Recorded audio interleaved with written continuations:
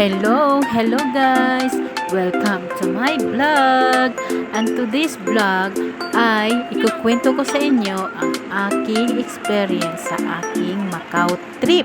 Alam nyo guys, noong September 30, 2023 ay isang statutory holiday dito sa Hong Kong na pinagdiriwang nila ang Mid-Autumn Festival at ang Mooncake Festival. So yun, dahil holiday, sinabay na rin namin yung aming balak na gagala doon sa Macau. Actually guys, sa kaso ko, kaya ako pumunta ng Macau dahil para makapag-exit din ako. Then pangalawa, gusto ko din ma-experience ang pagsuroy-suroy doon sa Macau.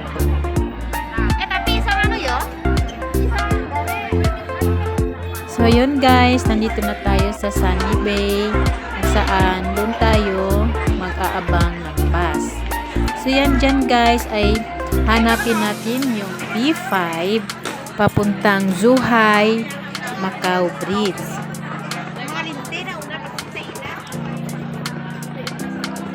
Kunting lakbay, kunting lakad lang yan guys dahil nasa dulo niyan ay nandoon ang nag-aabang ng mga bus papuntang Hong Kong Airport.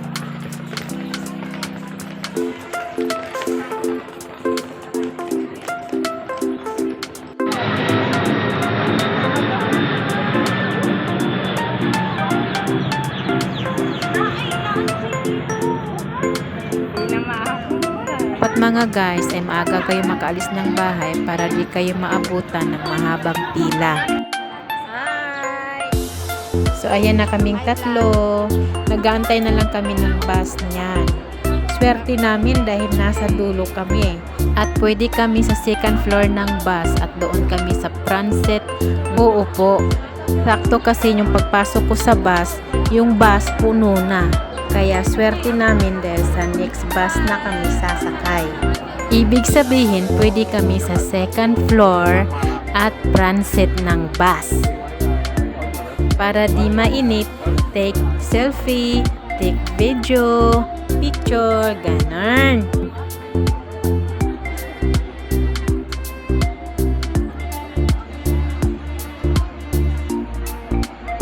Hello guys! Going to Macau.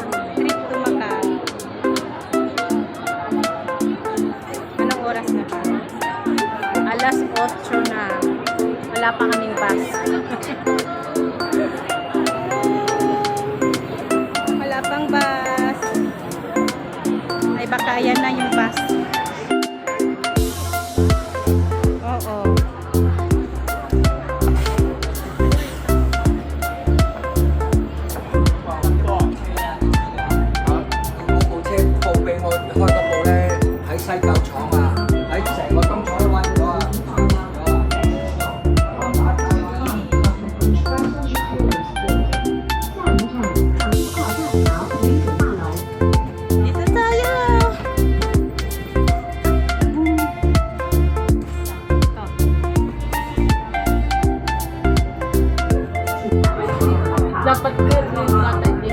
Dapat binigyan din yung isa ng kasama.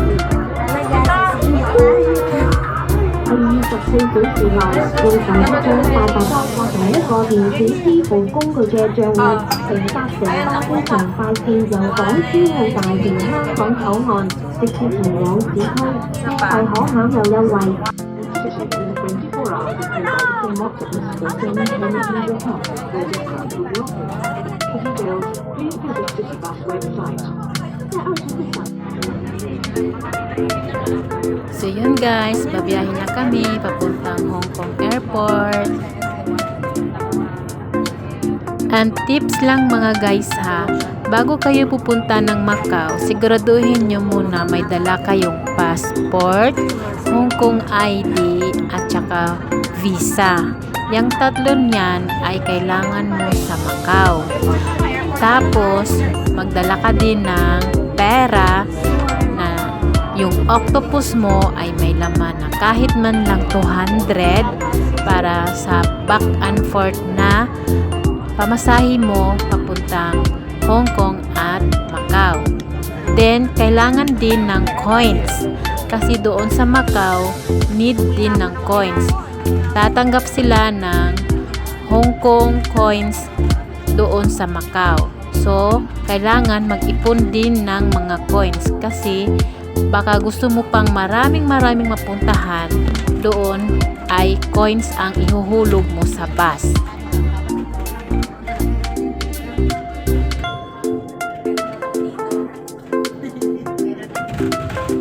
So yun guys ha, huwag kalilimutan ang passport, visa, at saka Hong Kong ID. At syempre kasama dyan yung octopus mo na kahit may laman man lang ikaw na $200. At syempre pati mga coins, Hong Kong coins ay huwag din kalilimutan dahil pwede yan at accept yan ng mga taga Macau bus doon. At syempre, magdala din ng extra money dahil kunwari gutumin kayo doon or uhawin kayo doon, pwede ninyo magamit yung ating Hong Kong bills or Hong Kong money.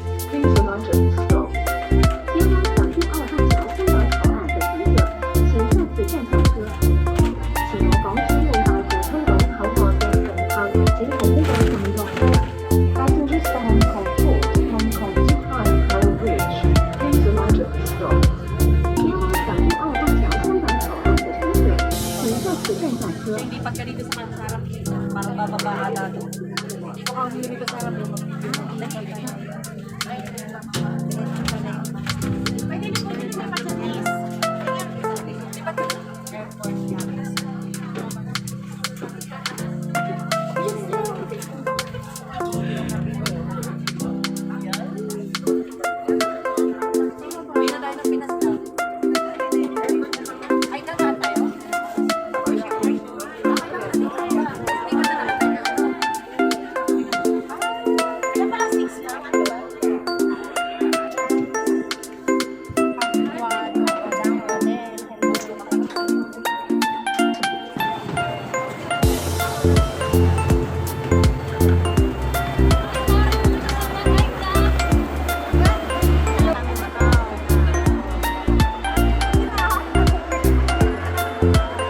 So yun guys, nakikita nyo naman, sobrang daming tao. Kailangan kasi guys na maaga kayo para hindi kayo maabutan ng pagkahaba-habang pila.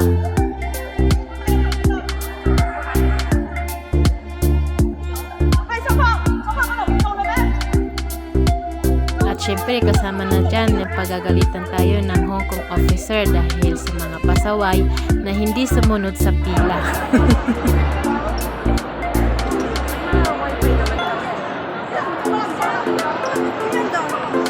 O diba guys, ang daming tao, ang haba pa ng pila. So kailangan talaga pag magplano kayo ng maggala sa Macau ay maaga kayo para hindi kayo maabutan ng tanghali.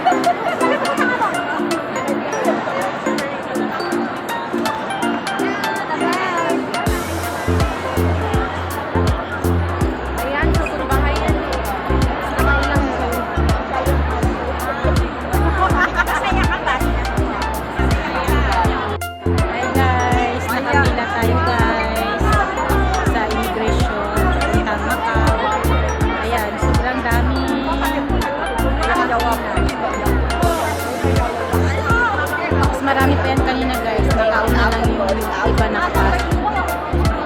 Dapat talaga mas maaga ka bumiyahe para hindi ka masyadong maabutan ng mahabang pila. Ganun guys.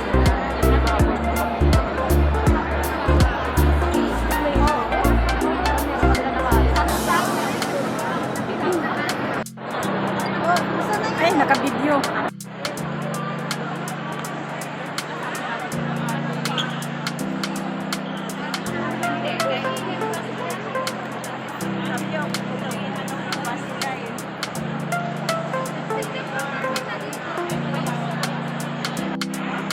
Ito ba yun?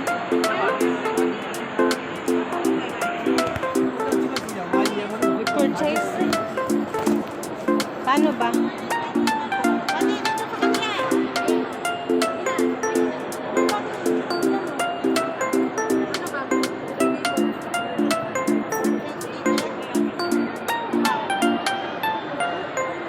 Ano yung purchase? Purchase. Macau.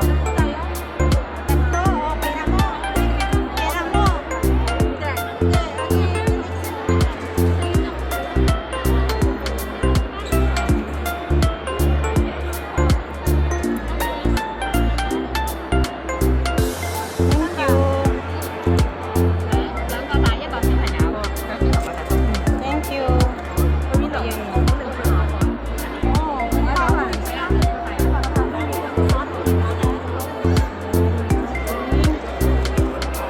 na yung aking ticket.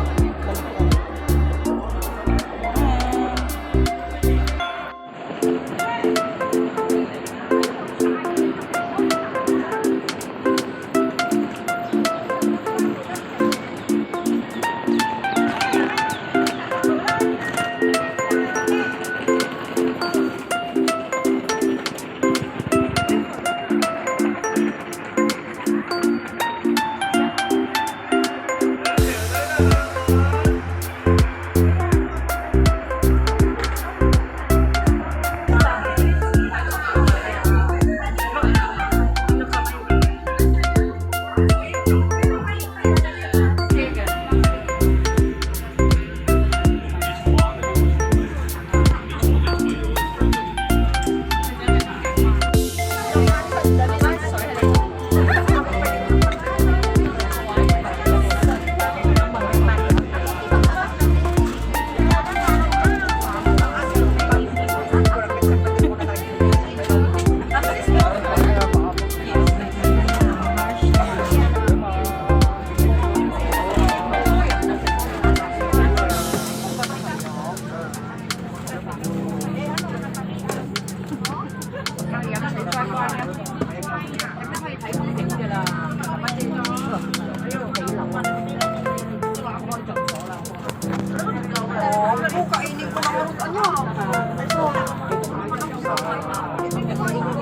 Pero ba nakalagay ng kita? Wala namang nakalagay ng kita.